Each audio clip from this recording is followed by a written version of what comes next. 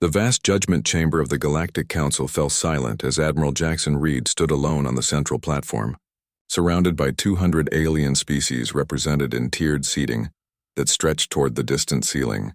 Massive holographic displays showed Eartha, a small blue planet, alongside data about its short interstellar history. Humans, boomed High Counselor Vex Morith, his translucent skin pulsing with bioluminescent patterns of disapproval. You stand accused of violating Protocol 7 of the Galactic Charter on unauthorized expansion into protected sectors. Reed, a weathered veteran of Earth's first contact wars, remained expressionless despite the gravity of the situation. Behind him, the human delegation sat rigidly in their designated area, vastly outnumbered. The evidence is irrefutable, continued the insectoid representative from Tau Ceti. Human outposts discovered in 17 systems beyond your authorized expansion zone. Explain yourselves. A murmur rippled through the chamber, a mixture of outrage and curiosity. The humans had been members of the Galactic Compact for barely 40 years. Yet they'd already broken one of its most sacred laws. Reed cleared his throat, activating the neural transmitter that would broadcast his words in all Council languages simultaneously. Esteemed representatives of the Galactic Council, he began, his voice steady. I stand before you not to deny these accusations, but to reveal a truth that has remained hidden for generations. The chamber erupted in whispers. This was not the defense anyone expected. Reed nodded to his aide, and suddenly the massive displays shifted to show ancient star charts, some dating back thousands of years, with unmistakable human symbols embedded within them. For millennia, Reed continued, you believed humans were isolated on Earth, unaware of the greater galaxy. The truth is far more complex. While most of humanity remained ignorant, certain groups among us have been traveling the stars since before the Compact was even formed. The Council chamber descended into chaos as Reed activated a small device in his hand. Immediately, hidden projectors throughout the chamber revealed thousands of cloaked human vessels surrounding the Council homeworld Eushan ships that had been there for decades, completely undetected by the most advanced scanning technology in the galaxy. We didn't violate your expansion protocols, Reed said as the room fell into shocked silence. We were already there. Ambassador Lyra Valdez watched from the human delegation area, her face betraying nothing despite the satisfaction she felt inside. This moment had been centuries in planning. As Reed stood firm against the shocked outrage of the Council members, Valdez reflected on the journey that had brought them here, 40 years ago. When the massive galactic fleet had arrived in Earth's orbit, humanity had appeared appropriately awed and humbled. They'd accepted membership in the Compact with apparent gratitude, agreeing to the strict technological and expansion limitations placed upon new species. All the while, the secret truth remained hidden. Select humans had been traveling the stars for millennia. This is preposterous, shouted the Keldari representative, a hulking reptilian being whose scales flashed crimson with anger. Your species was pre-interstellar when we found you. We monitored your development for centuries. Reed smiled for the first time. You monitored what we wanted you to monitor. The holographic displays shifted again, now showing ancient human structures. The pyramids of Egypt, Stonehenge, the Nazca lines are far alongside technical schematics revealing advanced technology concealed within them. Dr. Marcus Wright, our leading xenobiologist, will explain, Reed said, stepping back as a lean, serious-looking man with silver-streaked hair took the platform. Distinguished council members, Dr. Wright began, certain human civilizations were contacted by spacefaring races over 10,000 years ago. These interactions led to the formation of a secret society dedicated to preparing humanity for eventual full contact. Wright displayed images of ancient cave paintings showing unmistakable depictions of alien beings alongside humans, while the majority of our species remained unaware. This society era, which we call the Stellar Guardians, collected and reverse-engineered alien technology, establishing hidden outposts throughout nearby star systems long before your compact was formed. The chamber grew louder as species turned to one another in disbelief. The Artaxian Prime, one of the oldest council members, rose slowly to her feet, her crystalline form reflecting light in kaleidoscopic patterns. If what you claim is true, she said, her voice resonating like wind chimes, Then humanity has deceived this council from the beginning. Why reveal yourselves now? Ambassador Valdez stepped forward to join Reed and Wright on the platform. Her diplomatic training had prepared her for this moment, the culmination of a plan set in motion by her ancestors. Because we know why we were summoned here today, she said, her voice clear and confident. This isn't merely about expansion violations. This session was called to nominate Earth for an ancient ceremonial position, to crown a human as the new galactic king. Gasps echoed through the chamber. The position of galactic king was rarely discussed openly, a symbolic role offered to species who had demonstrated exceptional promise and integration into the compact. You have been observing us, Valdez continued, testing our responses, evaluating our potential. What you didn't know is that we've been observing you as well, for far longer than you realize. High Counselor Vex Morith's bioluminescence dimmed slightly, a sign of uncertainty among his kind. How could you possibly know about the nomination? The decision was made in the inner council chamber just 3 cycles ago. Reed exchanged glances with Valdez and Wright before addressing the council again. We have representatives everywhere. Some look human, others. He gestured toward a delegation of avian beings from Proxima Centauri. One of them nodded slightly, its feathers shifting to reveal a subtle pattern matching the insignia on Reed's uniform. Impossible, whispered the Keldari representative. We've integrated ourselves throughout the galaxy, Wright explained. Not for conquest, but for protection. Humanity learned early that knowledge is the greatest defense. The council chamber had grown utterly still. The shock of human revelation had transformed the proceedings from a trial into something entirely different. Vex. Morith consulted briefly with the inner council members before addressing the chamber again. In light of these unprecedented revelations, the council will recess for deliberation. As the council members filed out, murmurs of concern spread throughout the chamber. Ambassador Valdez turned to Reed and Wright, keeping her voice low. They're frightened, she observed. This wasn't how the coronation was supposed to proceed. Wright nodded. They expected a grateful, subservient species honored by the nomination. Instead, they got us. Reed's expression darkened. The real question is why they wanted to crown us in the first place. In 40 years of intelligence gathering, we've never fully understood the purpose of the Galactic King position. Perhaps now we'll find out, Valdez said, though I suspect we won't like the answer. Hours later, when the council reconvened, the atmosphere had changed dramatically. Gone was the air of judgment. Instead, the alien representatives watched the humans with newfound caution, perhaps even fear. Vex Morith addressed the chamber with formal gravity. After consideration of the evidence presented by the Earth delegation, the Council has decided to proceed with the nomination as planned. We hereby offer humanity the position of Galactic King, a role of great honor and responsibility. Reed noted the hesitation before the word responsibility and shared a knowing look with Valdez. There was more to this position than ceremonial prestige. We are honored by the nomination, Valdez responded diplomatically.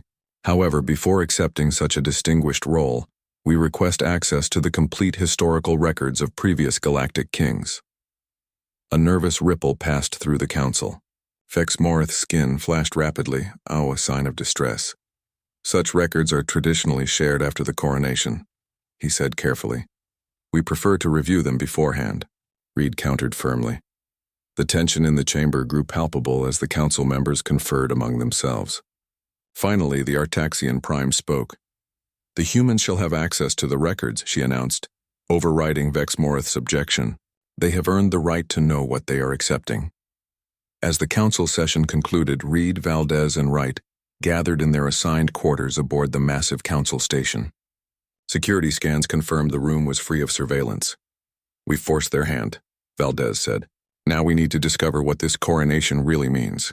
Reed nodded grimly. Something tells me the crown comes with a price no one has mentioned yet. Wright activated a secure terminal, ready to analyze the incoming historical data. Let's find out what happened to the previous galactic kings, and why no one ever seems to remember their glory days. The first files began to download, revealing images of magnificent coronation ceremonies for species now strangely absent from the council chambers. Species that had once been powerful, prosperous, celebrated. and had somehow faded into obscurity. "Look at these population graphs," Wright said quietly, pointing to a disturbing pattern. "Every crowned species experienced a golden age of media." The hidden chamber beneath the Gobi Desert stretched nearly a kilometer in diameter, its curved walls covered with star maps that glowed with faint blue light. Admiral Reed stood at the center of the vast room, surrounded by holographic projections of data retrieved from the Galactic Council archives. "3 species," he said grimly, to the assembled leadership of Earth's secret stellar guardians. 3 previous galactic kings, all extinct within 15 years of coronation. Ambassador Lyra Valdez studied the projected images of magnificent alien beings accepting ornate crowns in the same council chamber where humanity had recently stood accused. "The Filari," she noted, pointing to a graceful feline species, "once ruled over 200 systems, now reduced to a handful of refugees living on charity worlds." "The Talon Collective," added Dr. Marcus Wright, gesturing toward crystalline beings whose bodies refracted light in hypnotic patterns. "Inventors of faster-than-light communication. Their home system suffered a natural supernova event 2 years after coronation."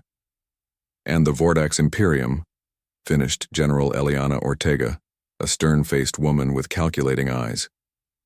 "The only species to ever defeat a Keldari battle fleet, decimated by a mysterious plague 8 years after, accepting the crown." Reed turned to face the 50 humans who composed Earth's true governing body or representatives of the ancient order that had guided humanity's secret journey to the stars. "The pattern is unmistakable," he stated.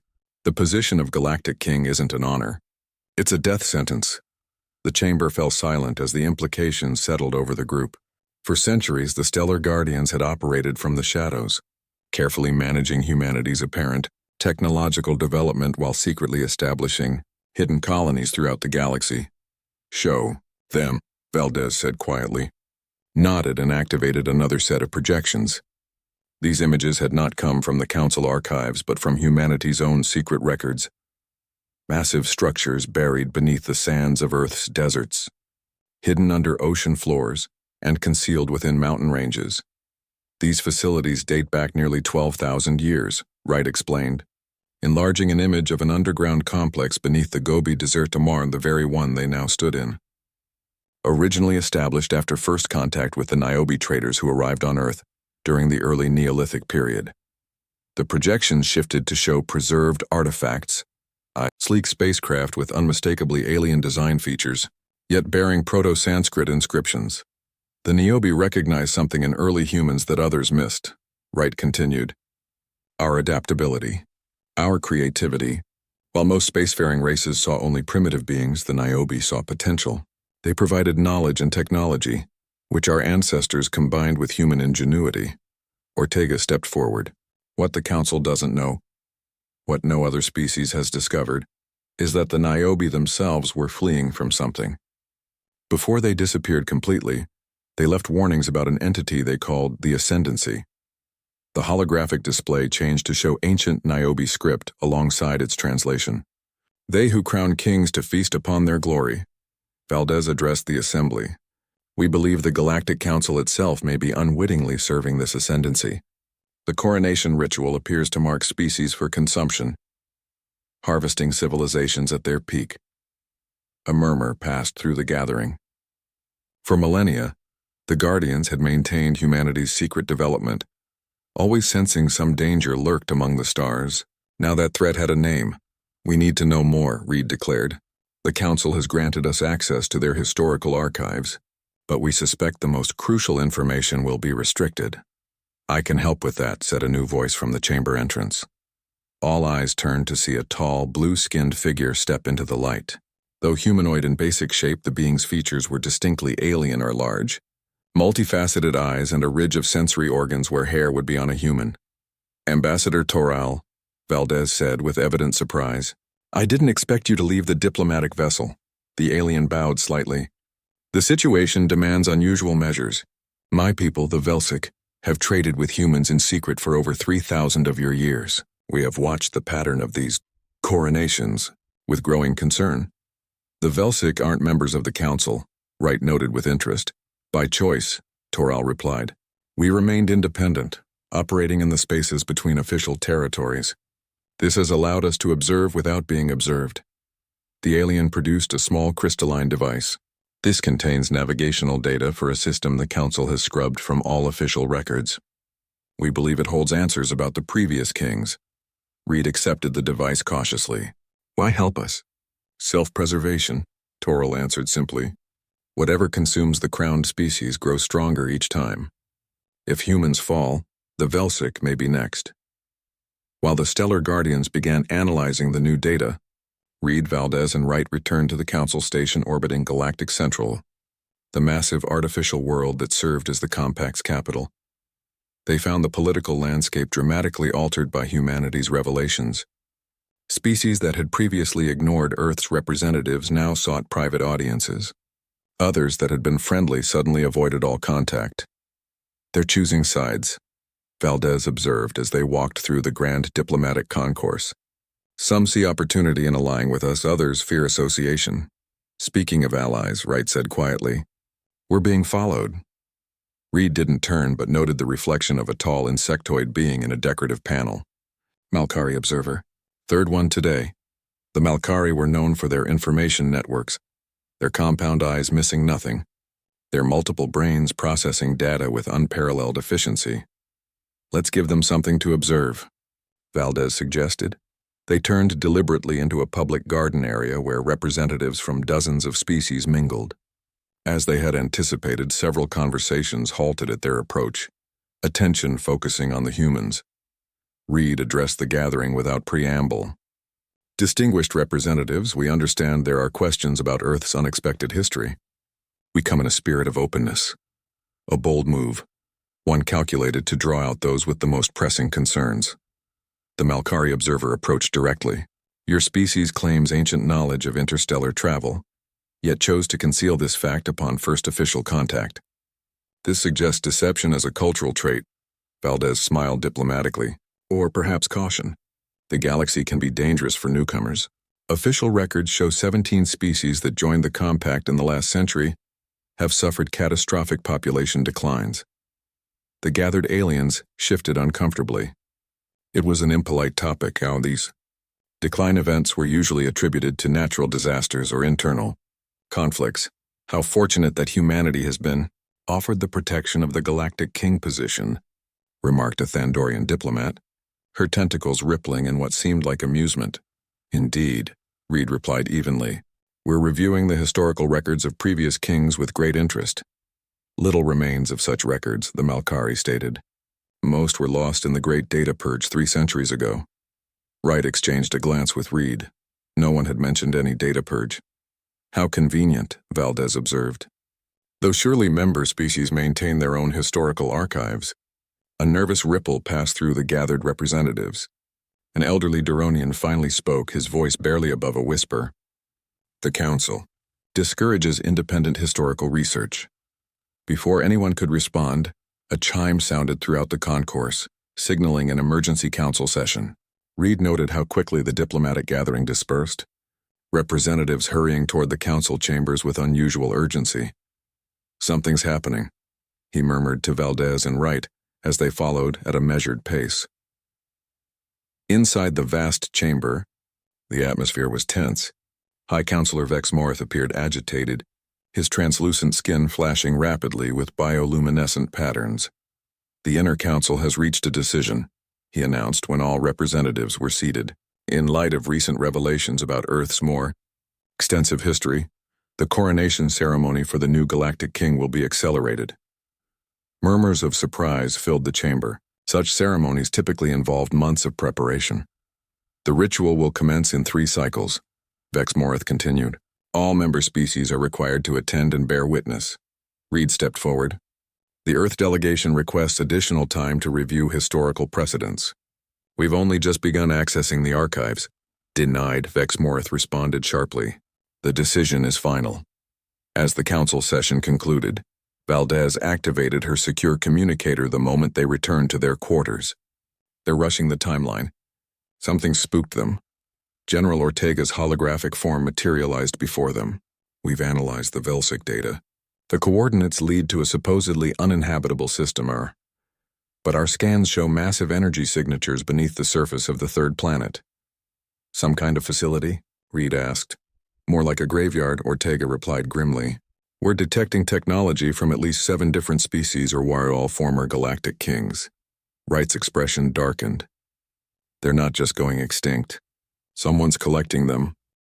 They crowned a galactic king, but humanity realized it already ruled the stars. Part 3. The trap revealed.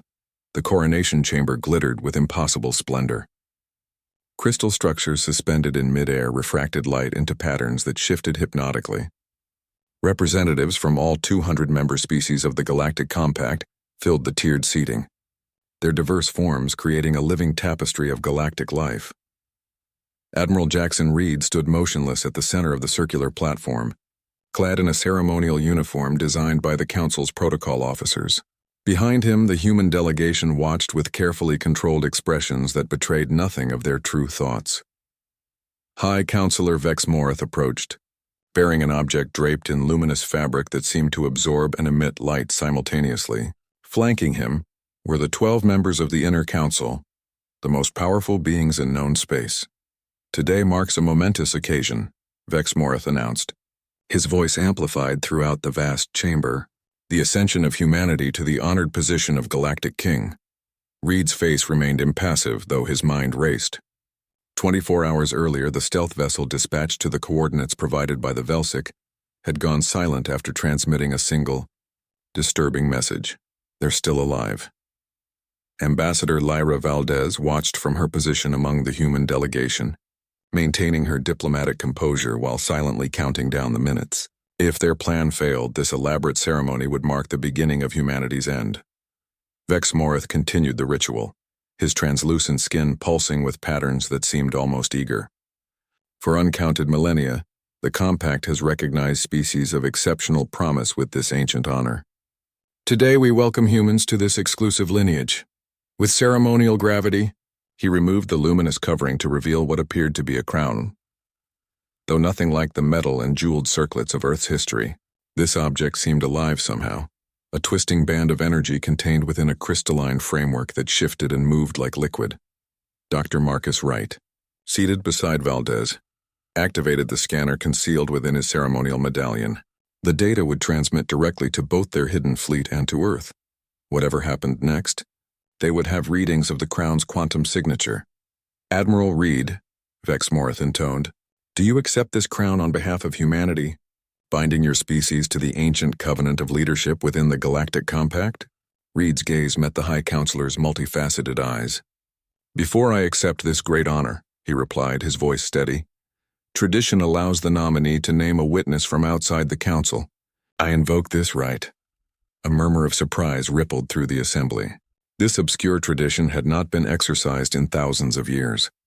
Vex Morith's bioluminescent patterns flickered with momentary confusion. This is unexpected but permitted. Name your witness, I call upon the Velsic Trading Collective, Reed announced clearly. The murmur became a wave of astonished voices. The Velsic were not council members. They were independent operators who deliberately remained outside compact politics. Before Vex Morith could respond, the massive doors at the rear of the chamber slid open. Ambassador Toril entered, flanked by a dozen Velsic representatives. Their blue skin and multifaceted eyes reflected the chamber's light as they moved with precise dignity toward the central platform. The Velsic accept the role of witness, Toril stated formally. Vex Morith's skin pulsed with patterns that suggested agitation, but the ritual allowed no grounds for refusal. Very well. The witnessing is acknowledged. As the ceremony continued, Toril moved to stand near the human delegation, subtly passing a data crystal to Valdez. She accessed it immediately through her neural interface. The images that flooded her mind made her blood run cold. The stealth team had discovered a horrifying truth before their transmission cut off. The previous galactic kings hadn't simply gone extinct. They had been transformed. The facility on the hidden planet contained thousands of preservation chambers, each holding members of former royal species in a state of suspended animation, their life energy being slowly, continuously drained. Valdez transmitted the data to Reed through their secure link. His expression remained unchanged, but she knew he now understood the full magnitude of the threat. The ascendancy wasn't just feeding on crowned species. It was farming them. At the center of the chamber, Vexmorth raised the living crown high. Let the coronation commence. Reed stood perfectly still as the High Counselor prepared to place the crown upon his head. In that moment, several things happened simultaneously. Throughout the council station, previously hidden human operatives activated devices that had been planted decades earlier. The station's defensive systems suddenly went offline. Its communication arrays fell silent. And deep within its core, quantum locks on restricted sectors disengaged. In orbit around the station, 3,000 cloaked human vessels shimmered into visibility, their weapons systems powered but not yet targeting. And within the coronation chamber itself, Toral and the Velsik representatives revealed weapons that had been concealed within their ceremonial robes, forming a protective ring around the human delegation. "Stop," Reed commanded, his voice cutting through the chaos. "The ceremony ends now." Vexmorth froze, the living crown still suspended above Reed's head. "What is the meaning of this?" "We know the truth about the Galactic Kings," Reed stated, his voice carrying throughout the now silent chamber. "We know what happens to Themore, what you do to them." "You have no understanding," Vexmorth hissed, his usual diplomatic veneer cracking. "We understand perfectly," Reed countered. "The ascendancy feeds on potential war on the energy of species at their peak, and the Council serves as its procurer." The words triggered immediate reactions throughout the chamber. Many representatives appeared shocked or confused. Others showed signs of fear. But the inner council members remained unnaturally still, their eyes fixed on Reed with predatory intensity. "Dr. Wright," Reed called, not taking his eyes off Vexmorth. "Explain what we've discovered."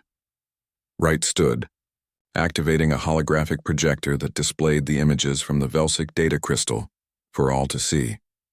Gasps and cries of alarm filled the chamber as representatives viewed the horrific harvest facility. The previous kings weren't honored. They were consumed, Wright explained, his academic tone making the horror all the more stark. "Each coronation marks a species for harvesting. The crown contains a quantum tracer that allows the ascendancy to locate every member of the species, no matter where they hide." Vexmorth's form suddenly began to change, his translucent skin growing darker, more solid.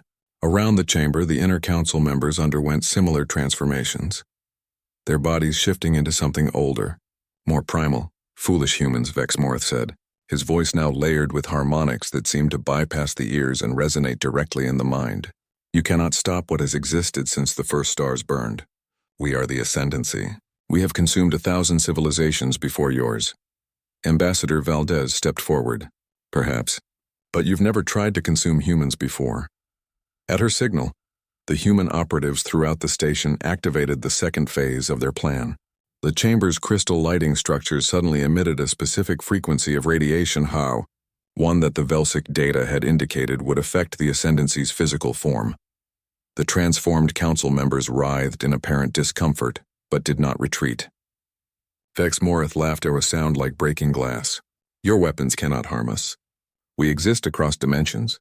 What you see is merely our simplest form." "We know," Reed replied calmly. "That's why we're not trying to kill you. We're trying to trap you." Throughout the chamber, previously concealed devices activated, creating a quantum containment field specifically designed to hold interdimensional energy beings. But the ascendancy was ancient and powerful. The containment field wavered as Vexmorth and the others pushed against it with energies that distorted the very fabric of space. "You cannot hold us," Vexmorth snarled, his form growing larger, darker, consuming the light around him. "We have fed on civilizations that make yours look like insects. Your containment technology is nothing to us." "Our technology, perhaps," Valdez agreed, "but we brought help." At that moment, Toral and the other Velsik activated devices of their own. Our technology, far more advanced than anything humans possessed. The containment field strengthened, stabilized, forcing the ascendancy beings back into more defined forms. "The Velsik," Toral explained to the stunned chamber, "have been fighting the ascendancy for millennia. We recognized their pattern long ago, but lacked the strength to confront them directly. So we sought allies, Gaw species with potential who might evade the harvest. Humans," Wright added, "with our unique creativity and adaptability, were the perfect partners.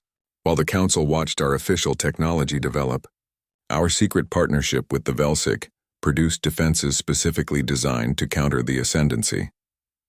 The other Council representatives, now understanding they had been unwitting accomplices in the systematic consumption of entire species, began to call for justice. Many approached the containment field, watching in horror as the beings they had revered as wise leaders revealed their true predatory nature.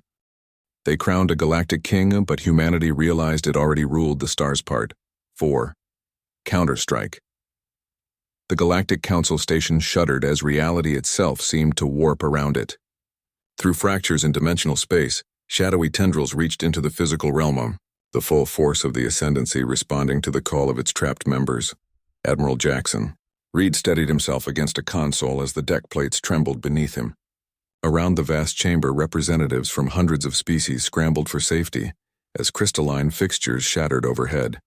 Station-wide evacuation now, Reed ordered, his voice cutting through the chaos.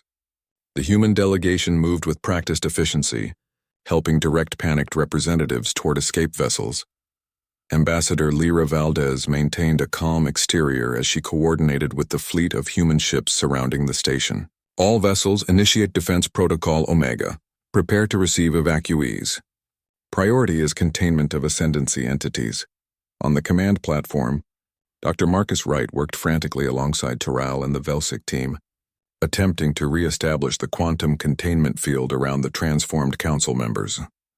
The living crown pulsed with increasing intensity, its energy signature growing stronger by the second. It's a beacon, Wright realized aloud, his scanner showing energy patterns unlike anything in human scientific records. The crown isn't just a marker, it's a dimensional doorway.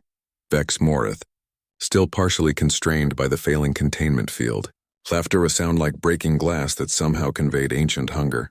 You understand nothing, humans. We are beyond your comprehension. We are the balance that prevents chaos. Reed ignored the entity's words, focusing instead on the tactical situation. The station's structural integrity was compromised. Thousands of representatives needed evacuation, and an interdimensional predator species was breaking through into normal space. Just another day of first contact gone wrong. Dr. Wright, Reed called over the emergency channel. Can you shut down the crown? Wright shook his head, frustration evident. It's not technology as we understand it. It's like living energy. Toral intervened, his blue-skinned hands moving over control surfaces with practiced precision. There is one possibility. The crown responds to specific quantum frequencies. If we can generate a counter-frequency. Before he could finish, the station rocked with a massive impact. Throughout the chamber, the air shimmered as dozens of portals began to form dark tiers in reality, through which something ancient and hungry was emerging. Too late, Vex Morith hissed, his form now barely recognizable as the diplomatic figure he had once presented. The ascendancy comes, as it has always come, as it must always come. Reed made a swift decision. Evacuation teams accelerate protocol. All defensive vessels move to containment positions. He turned to Valdez. Get the representatives to safety. Wright and I will handle the crown. Valdez hesitated only briefly before nodding. As Earth's chief diplomat, she understood that sometimes the most diplomatic solution was ensuring survivors remained to negotiate later. As she coordinated the evacuation, Reed and Wright approached the pulsing crown, still suspended in midair at the center of the chamber. Around it, reality itself seemed to bend and distort. Any ideas? Reed asked grimly. Wright studied his scanner readings. The energy signature has patterns or almost like a language. If we could understand it, or disrupt it, Reed suggested. Terral joined them, having temporarily stabilized the containment field around the original Ascendancy members. We Velsic have studied the Ascendancy for millennia. Their weakness is their dependence on specific quantum harmonies. Disrupt those harmonies, and we close their doorway, Wright finished. Throughout the station, the evacuation continued as more portals began to appear. From these dimensional tiers emerged shapes that defied easy description, or beings of energy and matter simultaneously. Ancient and hungry, drawn to the beacon of the crown. Reed opened a secure channel to the human fleet. General Ortega, status report. The general's voice came through clearly despite the interference. All hidden fleets have decloaked and moved into defensive positions, Admiral. Earth has activated the planetary shield system. Colony worlds are following suit. And the special projects? Reed asked. The Solaris weapon is online, Ortega confirmed. Awaiting your command. Reed exchanged glances with Wright. The Solaris project represented humanity's most advanced weapon system, a device capable of generating artificial quantum singularities. Developed in secret over decades, it had never been deployed in actual combat. Let's hope we don't need it, Reed said. We're attempting to close the dimensional breach. On the station, Wright and Toril had constructed a makeshift device from combined human and Velsic technology. It looked ungainly, a patchwork of components never designed to work together. But the principle was sound. The crown operates on specific quantum frequencies, Wright explained to Reed. This device should generate counter-frequencies, disrupting the dimensional gateway. Should?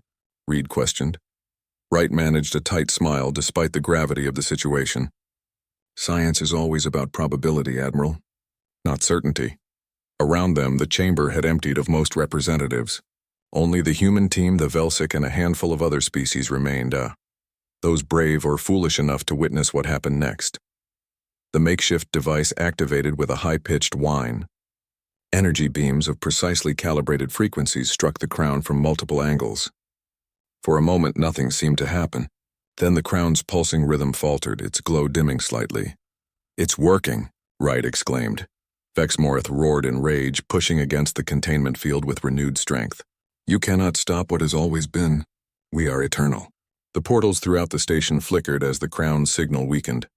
The shadowy ascendancy entities that had begun to emerge paused, seemingly confused by the disruption. Increase power, Toril instructed, adjusting controls on the device. We must maintain the counter frequency. The device's components began to glow dangerously hot, never designed for this level of energy output.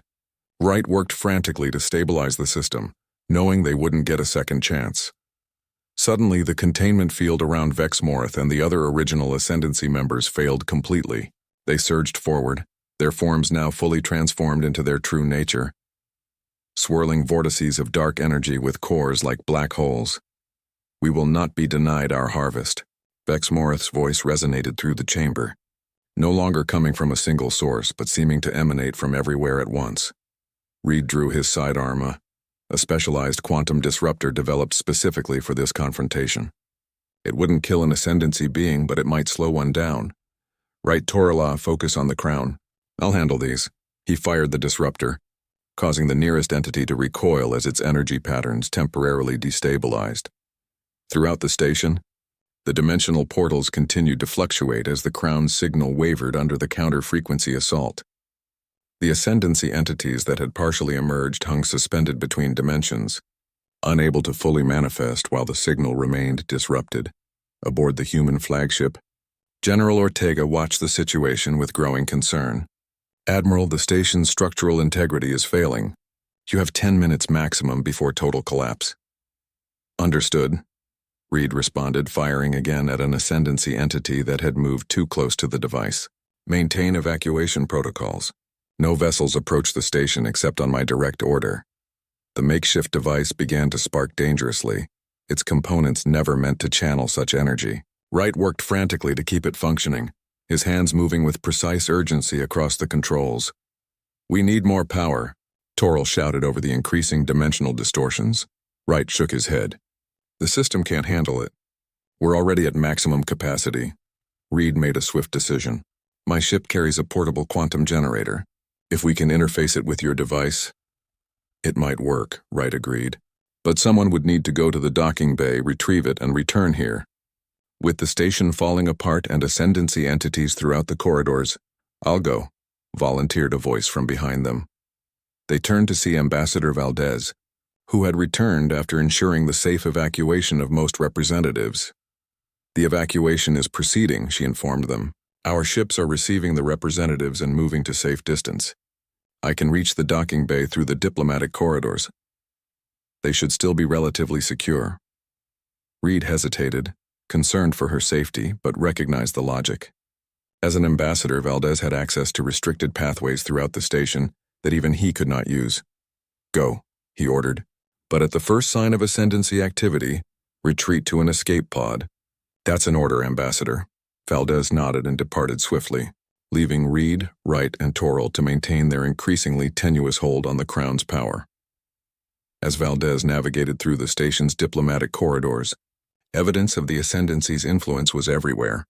The very walls seemed to warp and shift, reality becoming fluid in the presence of so many dimensional breaches. Twice she encountered shadowy entities drifting through intersections, forcing her to hide until they passed. They crowned a galactic kingo, but humanity realized it already ruled the stars. Part 5. True Leadership. The Grand Assembly Hall in Geneva stretched nearly a kilometer across, its transparent dome revealing both Earth's sky and the hundreds of vessels from various worlds now orbiting the planet. 3 months had passed since the destruction of the Galactic Council Station and the revelation of the Ascendancy's true nature. Representatives from over 200 species had gathered to determine the future of interstellar governance. Admiral Jackson Reed stood at the observation window of the preparation chamber, watching delegates arrive through various entrances. The diversity was staggering. Our crystalline beings that refracted light in hypnotic patterns, amorphous entities contained within environmental suits, insectoid hive clusters moving with perfect coordination, and dozens of bipedal species that superficially resembled humans but with striking variations. Quite the gathering, observed Ambassador Lyra Valdez as she joined him at the window. The largest multi-species assembly in recorded history. Reed nodded, his expression thoughtful. And possibly the most dangerous. We've dismantled a system of control that lasted for millennia. The power vacuum won't be easy to fill. Dr. Marcus Wright entered, carrying a data tablet displaying real-time translations of the countless discussions occurring throughout the facility. 3 major factions have already formed, he reported. The progressives want a completely new structure. The traditionalists want to rebuild the council without the Ascendancy's influence. And the isolationists want to abandon centralized governance entirely. And humanity? Valdez asked quietly. Reed turned from the window. That's what we need to decide today. The 3 humans moved to a conference table where General Eliana Ortega and Admiral Tomas Rivera already waited. As Earth's senior military and scientific leadership, they would determine humanity's official position before entering the assembly. Our options are limited, General Ortega began without preamble. Like it or not, humanity is now viewed as the liberator of the galaxy. Every species out there is watching to see what we do next. Rivera nodded in agreement. The tactical situation is unprecedented. Our hidden fleets have been revealed. The extent of our secret colonization is now known. We can't return to the shadows. Nor should we, Wright added. The Ascendancy may be temporarily contained, but Terral and the Velsic are certain they'll find another way to return. The galaxy needs to be prepared. So we lead, Ortega stated bluntly. We use our position to establish a new order, one that protects all species while ensuring human security. Valdez frowned. That sounds dangerously close to becoming what we just destroyed. The Ascendancy claimed they were maintaining balance too. An uncomfortable silence fell over the group. The parallels were difficult to ignore. Had they merely replaced one controlling force with another? Reed finally spoke, his voice measured. There's a third option. We share what we know. Our technology, our defenses, our history of operating in secret. We help establish a truly representative system, then step back. And if that system fails? Ortega challenged. If species start destroying each other without the Council's restraints, then they will learn, Reed answered simply. Just as humanity learned through our own bloody history.